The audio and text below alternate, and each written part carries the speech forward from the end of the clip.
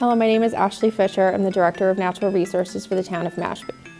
I'm here today to describe to you what has occurred in the Santuit Pond area and its watershed.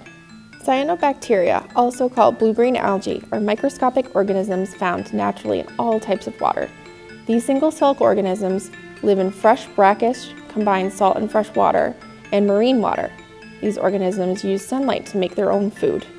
In high nutrient-rich waters, high in phosphorus and nitrogen environments, cyanobacteria can multiply quickly, creating blooms that spread across the water's surface.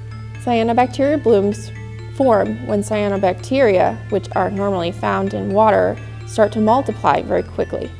Blooms can form in warm, slow-moving waters that are rich in nutrients from sources such as fertilizer runoff or septic tank overflows. Cyanobacteria blooms need nutrients to survive. The blooms can form at any time, but most often in the late summer months or in early fall. Yeah, cyanobacteria are kind of interesting in that they're the other word for them. They used to be called blue-green algae because they're blue-green phytoplankton. Then more properly they were called blue-green bacteria, and now the popular term is cyanobacteria. Same thing. The problem is right now is that because they're so competitive and so adapted to these environments that these bacteria, but you really need to think of them really more as phytoplankton because they require light, and most bacteria don't require light.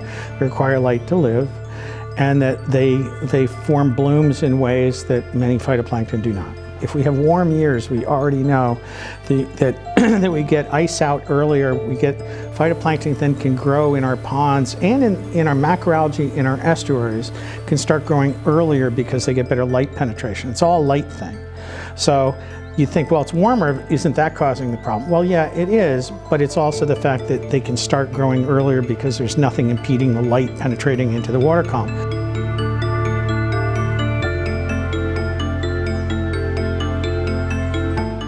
We've tended to see, after heavy rainstorms, an increase in the frequency of these algal blooms because all that fertilizer, all that nutrient that's accumulated on the roadway in these significant, short, heavy rainfall events that have become more and more typical as a result of climate change, those wash a lot of that nutrient load directly into the pond, provide a quick food source, kind of like a sugar high.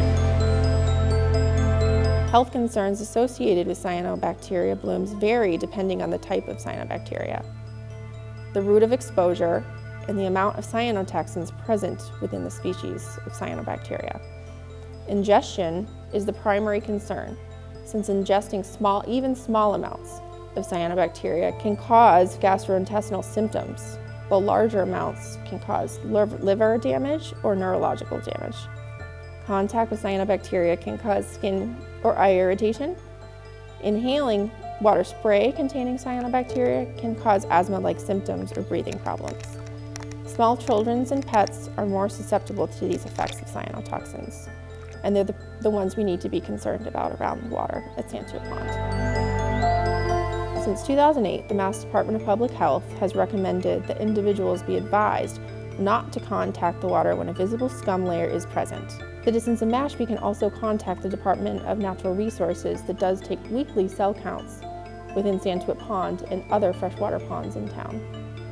The first step any individual should take is, if they see a cyanobacteria bloom or a scum layer, to please avoid contact with water. If it's green, don't go in. Also pay attention to postings on the water. The Mashpee Department of Natural Resources and the Mashpee Department of Health will post an advisory when these cyanotoxin blooms reach above the threshold set by the Massachusetts Department of Health.